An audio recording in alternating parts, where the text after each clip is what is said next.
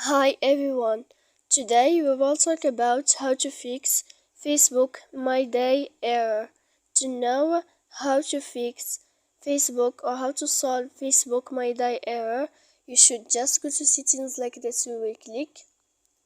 After that, in this page you will go to apps, default apps, app settings.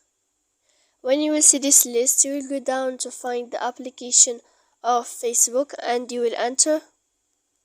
Then in this page you will go to click force stop. When you will end this, you will enter to storage.